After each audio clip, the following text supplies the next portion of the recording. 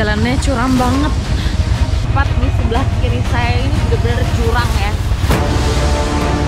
Nah, inilah jembatan yang biasa dipergunakan anak sekolah untuk pergi ke sekolah, dan hanya ada jembatan yang terbuat dari bambu yang disusun. Ekonomi kesulitan untuk sekolah anak, untuk makan sehari-hari nggak ada.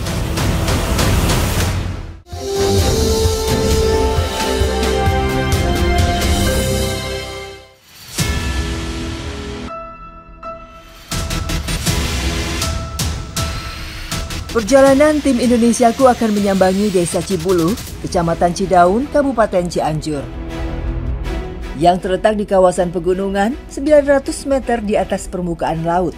Sebuah desa yang subur, namun warganya tak kunjung hidup makmur.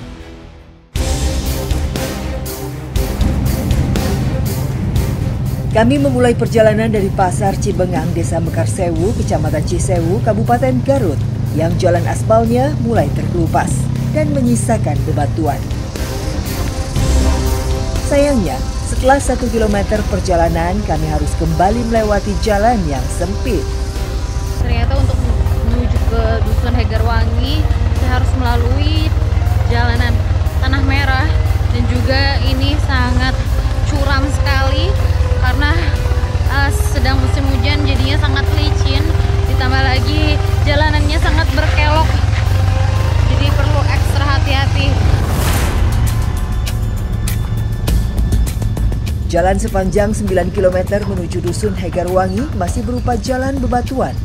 Setelah berjalan kurang lebih 3 km, kami telah sampai di penghujung desa.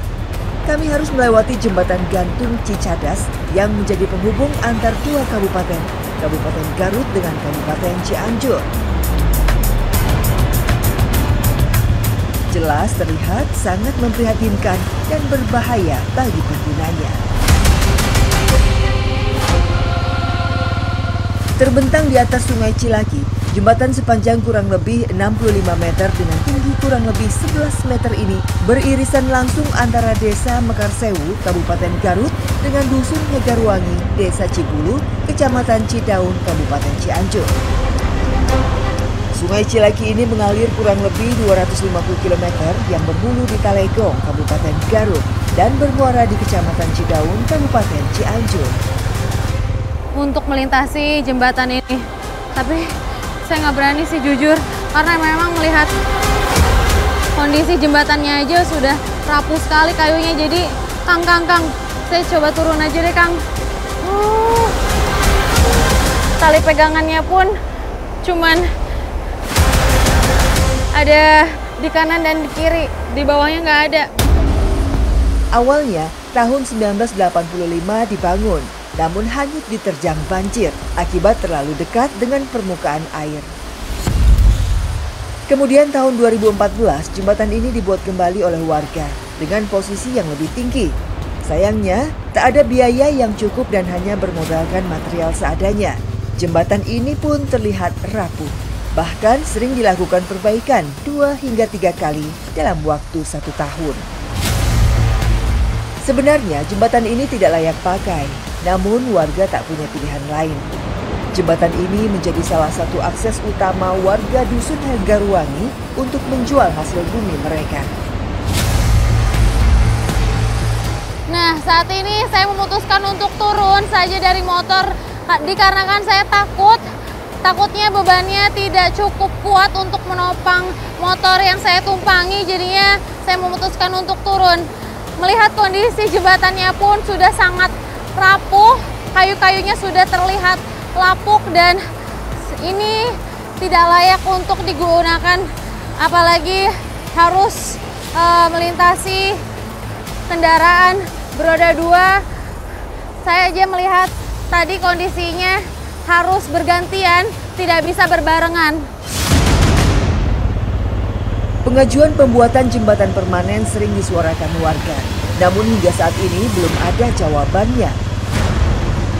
Dan warga hanya bisa pasrah dan terus berharap kepada pemerintah untuk membangun jembatan agar mereka dapat melintasi dengan perasaan aman dan nyaman tanpa was-was bertaruh nyawa.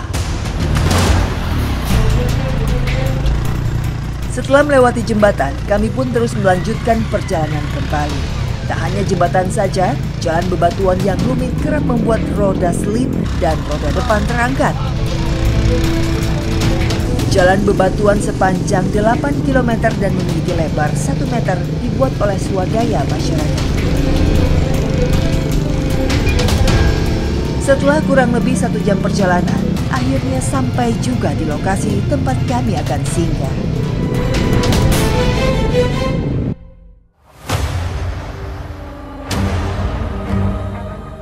Sudah 78 tahun Indonesia merdeka. Namun ironisnya, kehidupan para siswa Dusun Hegarwangi masih jauh dari harapan. Pagi hari ini saya akan menemani anak-anak untuk melewati jembatan dan mereka akan pergi ke sekolah. Yuk, kakak anter ya nanti. Semangat belajar untuk menuntut ilmu terpancar di wajah-wajah mereka. Sayangnya, mereka hanya bisa pasrah dengan keadaan yang serba terbatas. Nah, inilah jembatan yang biasa dipergunakan anak sekolah untuk pergi ke sekolah dan hanya ada jembatan yang terbuat dari bambu yang disusun. Ini benar-benar membahayakan bagi mereka. Apalagi saya melihat semangat dari mereka untuk pergi ke sekolah itu sangat luar biasa, namun infrastruktur akses jembatan tidak mendukung mereka untuk pergi ke sekolah. Generasi penerus yang akan memajukan bangsa dan negara harusnya berhak mendapatkan akses pendidikan yang memadai dan berkualitas. Namun sayangnya, akses jalan dan jembatan di Dusun Hegarwangi masih jauh dari kata layak. Reza sekarang udah kelas berapa? Kelas 5. Kelas 5. Nah, bersekolah lewatin jembatan ini mulai dari kelas berapa tuh Reza? TK. Udah dari TK. Perasaan Reza kayak gimana sih ketika harus lewatin jembatan kayak gini? Kakak aja takut. Aku sih masih kecil takut, tapi diantar sama orang tua. Udah gede belajar gitu, jadi udah takut sih. Kalau hujan kan licin, gitu, jadi aku harus Berusaha untuk sekolah. tetap pergi ke sekolah, Ya, meskipun hujan. hujan. Kalau hujan besar, kadang enggak sekolah. Itu aku enggak sekolah soalnya airnya naik. Oh iya, enggak apa-apa. Oh, kalau gerimis kecil tetap maksain. Ya, Emang kamu nggak takut kepleset gitu? enggak, aku pegangan aja yang berat. Kenapa sih kamu masih punya semangat untuk pergi ke sekolah? Pengen pintar, pengen jadi dokter gitu. Harapan Reza apa sih ke pemerintah, pengen apa? Pengen dibangun jembatannya biar bagus, biar nggak licin. Jembatan Cidarendang dibuat tahun 80-an secara swadaya masyarakat. Jembatan ini menjadi salah satu tulang punggung warga untuk keluar masuk desa karena lebih dekat menuju kota yang berada di Kabupaten Garut. Nah, ternyata setelah menempuh satu jembatan yang tadi, kami pun harus melewati jembatan kedua dan kondisinya masih sama, masih berupa jembatan yang dari bambu. Memiliki panjang kurang lebih 100 meter, jembatan ini berdiri di atas Sungai Cilaki dengan ketinggian 12 meter dari dasar sungai. Jembatan ini menjadi satu-satunya akses terdekat warga menuju sekolah, ke rumah sakit, dan menjual hasil bumi mereka. Jembatan yang terbuat dari bambu ini setidaknya 3 kali setahun dilakukan perbaikan. Menurut informasi warga, pernah ada kejadian warga terpleset dan jatuh ke dasar sungai. Beruntung masih bisa diselamatkan. Ternyata bentangan jembatan ini sangat panjang, dari mulai jembatan 1 yang saya lewati, kemudian kedua, dan ini jembatan ketiga yang terakhir. Kondisinya sangat memprihatinkan karena memang ini masih belum menjadi jembatan permanen. Jembatannya pun sudah goyang ketika dipijak. Seandainya saja pemerintah membangun jembatan permanen, pastinya akan sangat membantu warga di sini. Apalagi anak-anak sekolah yang akan pergi untuk mencari ilmu. Ironinya, Jembatan ini terbuat dari bambu dan tali seling yang beralaskan kayu yang sudah mulai lapuk. Hampir setiap tahun jembatan ini diajukan untuk perbaikan. Nyatanya, hingga saat ini belum juga ada tanggapan. Warga pun berharap jembatan Ciderengdeng segera dibangun agar tidak membahayakan warga. Bu Arwati, tadi kan kita udah nganterin anak-anak pergi ke sekolah melalui jembatan seperti itu kondisinya. Bagaimana sih Ibu perasaannya? Boleh diceritain, Bu? Iya, perasaan ibu itu khawatir anak-anak musim hujan, itu anak kehujanan gitu, yang itu sampai ke rumah basah semuanya. Khawatir bisa. Tapi di mana lagi, itu anak-anak harus sekolah, menjalani ilmu gitu. Rasa kekhawatiran apa lagi itu, Bu, yang Ibu rasain ketika anaknya harus lewat sini?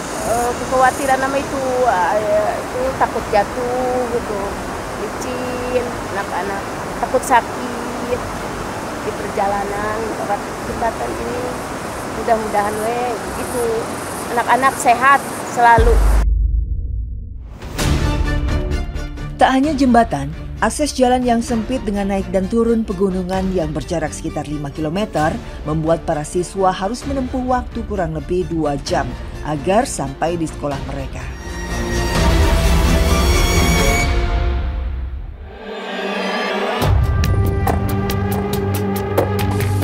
Selain pertanian, warga menggantungkan rezeki dari pohon aren, salah satunya gula aren.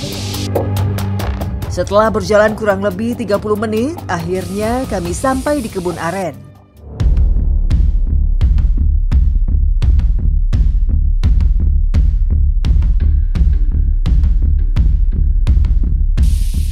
Meskipun agak salah pijakan, nggak apa-apa, Bu, nggak apa. Ya Allah.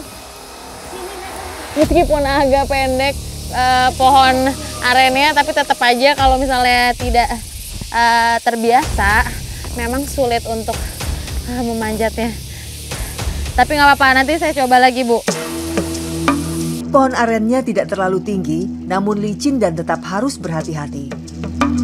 Nah, tadi karena saya habis jatuh, tapi saya mau mencoba lagi karena memang licin banget soalnya habis turun hujan. Aduh.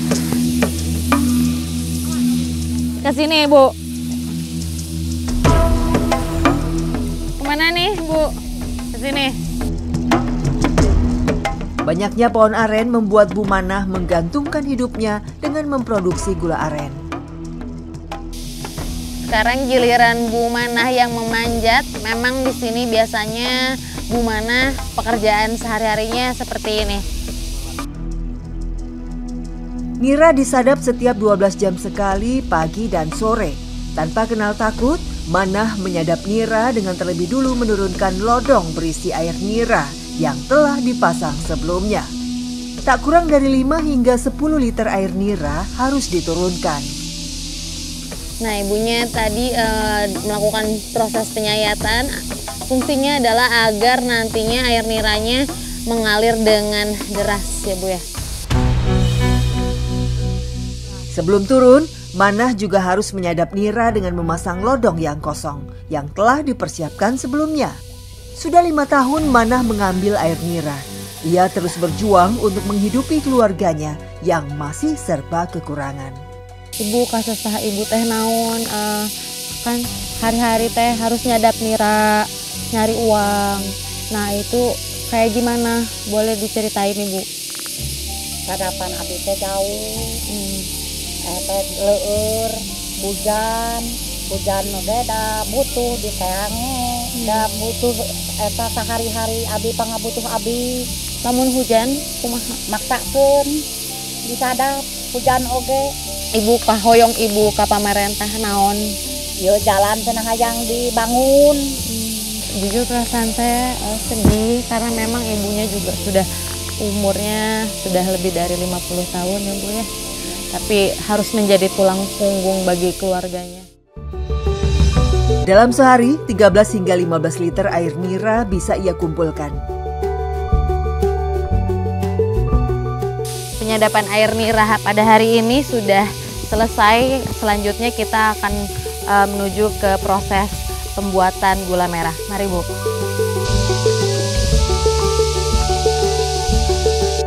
Setelah sampai di tempat pembuatan gula aren, air nira dimasukkan ke wajan besar. Sebelum air niranya dimasukkan ke dalam wajan, terlebih dahulu harus dilakukan penyaringan agar kotorannya tersaring. Setelah dilakukan perebusan kurang lebih 3 jam, air nira sudah mulai mengeluarkan buih. Ketika air niranya sudah menggolak seperti ini, nah lalu muncullah buih-buih seperti ini. Dan ini buihnya harus segera dibuang agar gula merahnya nantinya tidak cepat basi.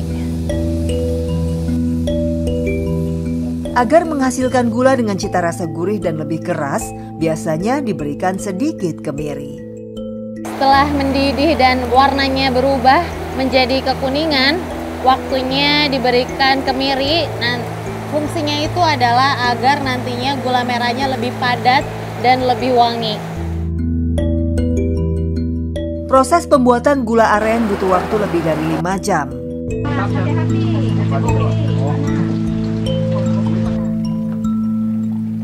Nah, gula merah ini harus terus diaduk selama 10 menit sampai gulanya mengeras. Dan mengaduknya pun harus ekstra hati-hati karena memang ini panas banget. Gula cair kemudian kami masukkan ke dalam cetakan yang sebelumnya telah disiapkan. Lalu didiamkan kurang lebih 30 menit supaya kering dan mengeras. Dalam sehari, Manah dan keluarga bisa membuat hingga 7 kg gula merah dari 70 liter air nira yang dikumpulkan.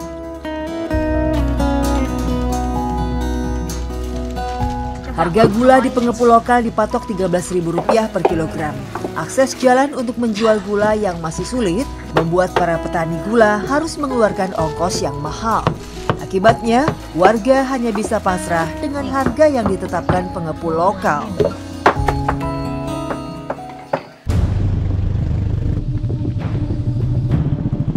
Ini sudah terlihat sangat tidak layak digunakan untuk dilalui oleh warga di sini.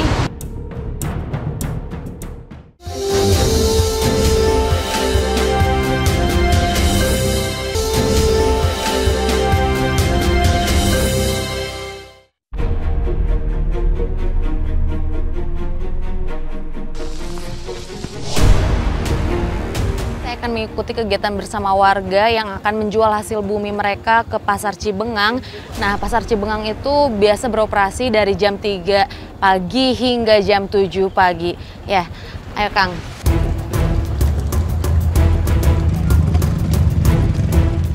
Pengojek di sini harus ekstra keras bekerja mengendalikan motor karena medan berat ini sangat rawan kecelakaan.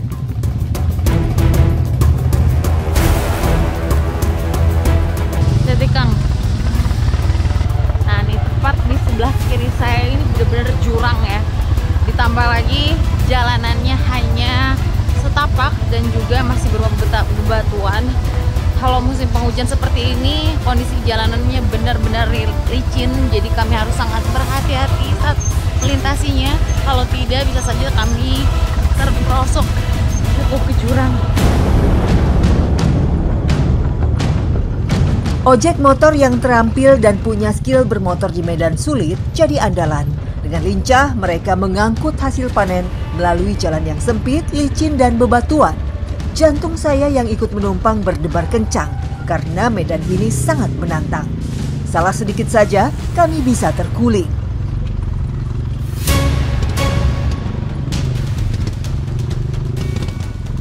Melewati tanjakan dan turunan membuat saya panas dingin. Resiko kecelakaan mengintai di depan mata bila akang ojek gagal menjaga keseimbangan dan mengendalikan gas rem. Laju motor yang stabil jadi kunci keselamatan kami. Hati-hati ya Pak. Jujur perasaan saya takut banget karena ini tinggi banget dan lebarnya hanya 1 meter, hanya bisa dilalui oleh 1 kendaraan saja. Papannya pun sudah sangat lapuk sekali, sudah sangat lusuh dan ini sudah terlihat sangat sangat tidak layak digunakan untuk dilalui oleh warga di sini.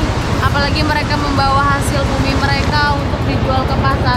Nah, seandainya saja pemerintah bisa melihat dan lebih memperhatikan, benar-benar langsung ditangani, jembatan ini dibuat secara permanen, pastinya akan sangat membantu warga di sini untuk menjual hasil bumi mereka.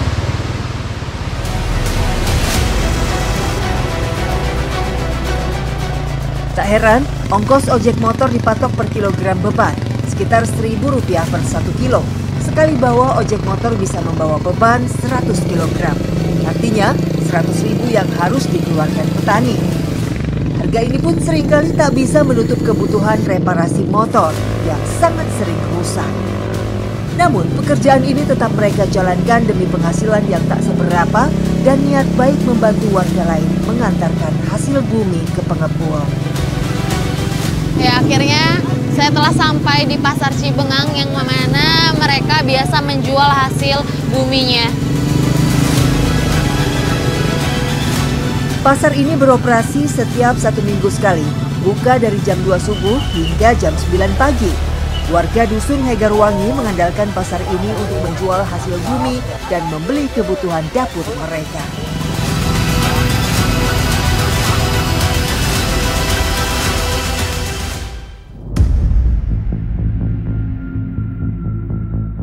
Inilah Desa Cibuluh yang terletak di ujung utara Kecamatan Cidaun, Kabupaten Cianjur, dan berbatasan langsung dengan Kabupaten Garut. Berada di ketinggian 600 hingga 800 meter di atas permukaan laut, warga menggantungkan hidupnya bertani dan berkebun. Padi, kapulaga, gula aren, jahe, dan cabai menjadi penghasilan andalan mereka.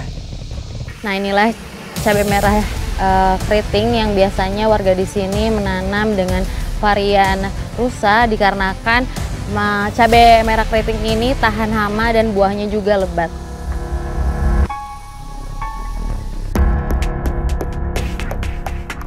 Hamparan cabai seluas 1/4 hektar ini milik Pak Olid. Saat panen raya bisa menghasilkan 250 kg. Sayangnya, saat hujan mulai turun, tanaman ini banyak diserang hama. Sementara harga obat dan pupuk tanaman tak terjangkau petani, sehingga hasil panen pun menurun. Para petani di sini biasanya memetik cabai yang berwarna merah seperti ini. Merahnya juga matang dengan sempurna, namun ketika terkena hama mereka terpaksa harus memetik yang berwarna hijau untuk meminimalisir terjadinya kerugian. Usia panen sekitar 3,5 bulan dan setelahnya dapat dipanen setiap 1 minggu sekali dalam waktu selama 3 bulan. Harga obat-obatan dan pupuk yang mahal membuat para petani pasrah karena tidak punya modal membelinya. Akibatnya hasil panen pun menurun, bahkan sering mengalami gagal panen. Salah satu buruh panen adalah Bu Ani. Kondisi ekonomi yang tak menentu, minimnya penghasilan membuat ia harus terus berjuang untuk menyokong ekonomi keluarganya. Ibu udah berapa lama jadi buruh petik kayak gini? Di rumah tangga kio tani. Kalau lagi musim panen seperti ini, biasanya ibu diburuh berapa sih, Bu? Ya amun di kilo 1.000 sekilo, namun di hari 40.000 sehari. Biasanya ibu dapatnya berapa? Kadang dapat nu panen aya buburuhaneun mun saya mah teu aya. Penghasilan ibu kalau per bulan berapa, Bu? Paling ukur 200 itu per bulan. Dengan penghasilan ibu per bulan segitu, emang cukup buat hari-hari? Ya cukup we meureun da di mana deui. Pengen dibantu sama sesama nu baturan nu kitu tetangga mah terus dibantu gitu, ibu mah teu dibantuan gitu. Itu kenapa, Ibu? Ibu udah pernah nanya mengajukan ke desa enggak? Pun sok itu ka RT gitu, pangdaftarkeun atuh aya batur ka bagian wae, aya ibu henteu gitu nya. Jadi nggak rata gitu ya? Nya nggak rata di dieu mah. Upah buruh dipatok Rp1.000 hingga Rp2.000 per kilonya. Sekali panen, buruh hanya bisa memetik 30 kg saja. Artinya Rp30.000 yang dapat dibawa pulang. Namun hasil itu tak setiap hari didapatnya.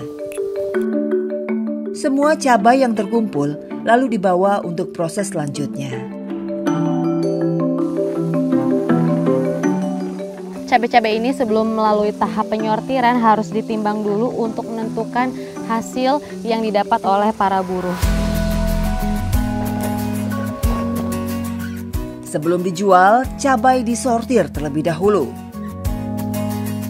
Nah, tujuan dari penyortiran ini adalah agar nantinya pada saat proses penjualannya itu kualitasnya lebih bagus dan harga jualnya juga jauh lebih tinggi.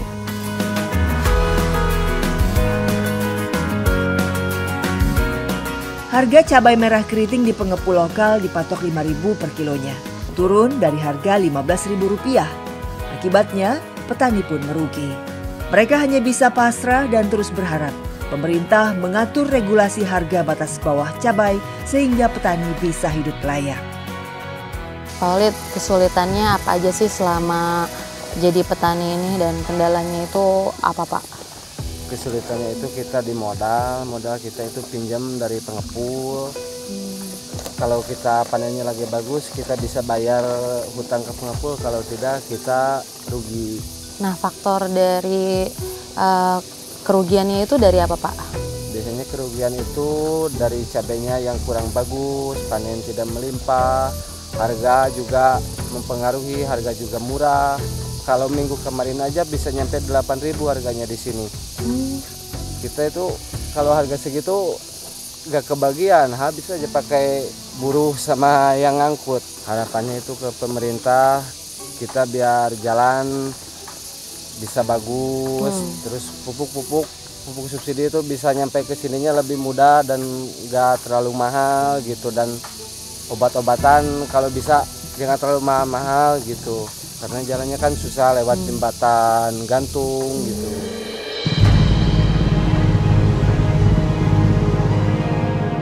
Yang agak sulit, Pak, jalur pendidikan dengan kesehatan, sehingga anak itu ke sekolah ke wilayah Cibuluh itu agak jauh. Contohnya di Jembatan Cidarengdeng, Pak, itu lebih akses deket ke SD, itu ke SD Dangur, itu Desa Cisewu, Kecamatan Cisewu, Kabupaten Garut, sehingga anak harus berjalan situ, termasuk perekonomian juga harus melintasi jembatan yang sangat kurang bagus. Tidak layak, Pak. Saya mengkhawatirkan kadang-kadang pada saat musim-musim sekolah, takut musim hujan ini jembatannya roboh. Bahkan kalau ada yang sakit itu ditandu, Pak. Kalau cuaca terang masih mending. Orang sakit kan, Pak, nggak bisa. Oh ini hujan, nggak bisa. Tetap, Pak. Walaupun hujan mereka tandu karena dengan kondisi yang akan melahirkan, yang sakit. Kalau melewati jembatan itu diperbaiki, itu aksesnya lebih dekat, Pak.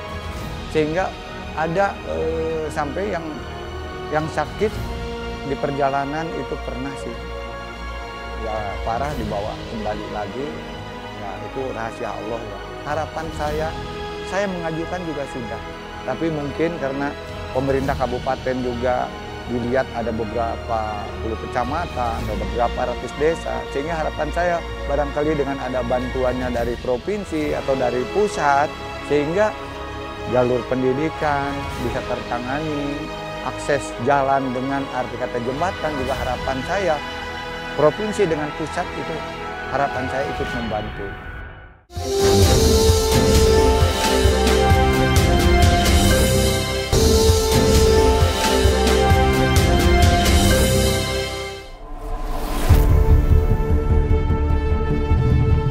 Menurut pembukaan Undang-Undang Dasar tahun 1945, negara melindungi segenap bangsa dan seluruh tumpah darah Indonesia, memajukan kesejahteraan bangsa, serta mencerdaskan kehidupan bangsa.